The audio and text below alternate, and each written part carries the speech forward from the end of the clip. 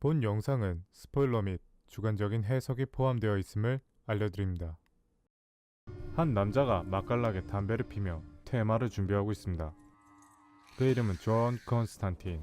예전 전설의 테마서로 불리던 사나이였죠. 존은 한 소녀를 테마하던 중 소년의 그땐 악마가 갑자기 현실로 나오려는 시도를 하게 됩니다.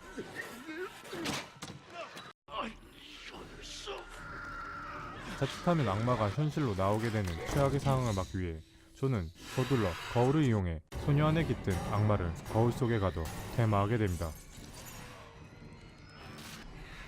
하지만 이 사건은 시작에 불과했죠.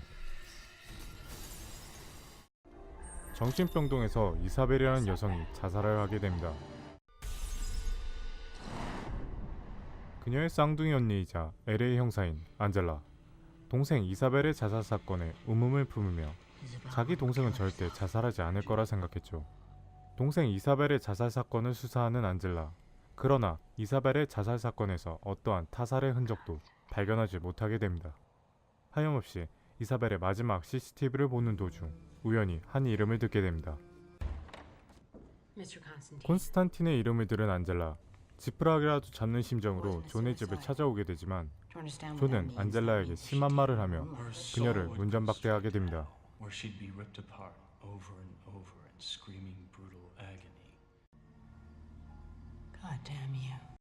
안젤라가 존의 집에서 나가는 바로 그 순간 존은 창문에서 어떠한 불길한 무리를 보게 되고 바로 안젤라의 뒤를 쫓아가게 됩니다. 안젤라와 존은 거리에서 악마들에게 습격을 받게 되고 존은 악마들이 자신이 아닌 안젤라를 노리고 있다는 것을 알게 됩니다. 악마의 노림을 받고 있는 안젤라를 돕기로 한 존. 안젤라의 쌍둥이 동생 이사벨이 실제로 자살했는지 확인하기 위해 고양이를 이용하여 지옥으로 들어가게 됩니다. 지옥에서 이사벨을 찾아 헤매는 존. 그녀는 안젤라의 생각과 달리 실제 자살을 했었고 그로 인해 지옥에 떨어진 상태였죠. 이사벨을 확인한 존은 자신의 냄새를 맡고 달려드는 지옥 악마들의 추격을 피하며 가까스로 현실로 돌아오게 됩니다. 그 시각 존의 동료 헨리시 신부가 죽은 채 발견되고 사건 현장을 둘러보던 존은 헨리시 신부의 손에 난 이상한 표식을 발견하게 됩니다. 사실 이 표식은 사탄의 아들인 마몬의 표식이었고 존의 동료 비먼은 마몬이 현실 세계로 넘어올 수 있는 방법이 있다는 것을 알게 됩니다. 이 방법을 조사하던 중 비먼은 어떤 알 수 없는 습격을 받게 됩니다. 황급히 비먼이 있는 볼링장에 도착하는 안젤라와 존. 하지만 비먼은 싸늘한 주검이 되어 있었습니다. 비먼의 사건 현장에서 악마 혼혈종 발사자르의 동전을 발견하게 되고 안젤라와 존은 사건의 진실을 알기 위해 발사자를 쫓아가게 됩니다. 지금까지 일어난 사건의 원흉인 발사자르가 있는 곳에 도착하는 안젤라와 존. 그러나 악마의 위험에 놓여있는 안젤라를 함께 데리고 갈 수 없었던 존은 안젤라에게 부적 목걸이를 건네주고 혼자 발사자르를 상대하게 됩니다. 태평하게 얼굴 감상을 하고 있는 악마 발사자르 앞에 존이 등장하게 되고 어떻게 마몬이 현실 세계로 넘어올 수 있는지 방법을 추궁하게 됩니다. 발사자르는 존에게 격렬히 저항하지만 무적의 존은 발사자르에게 죽방을 갈기며 발사자를 떡실신시켜버립니다. 결국 얻어터진 발사자르는 마몬이 현실 세계로 넘어올 수 있는 방법은 오직 숙명의 창에 묻은 예수의 피라고 실토하게 됩니다.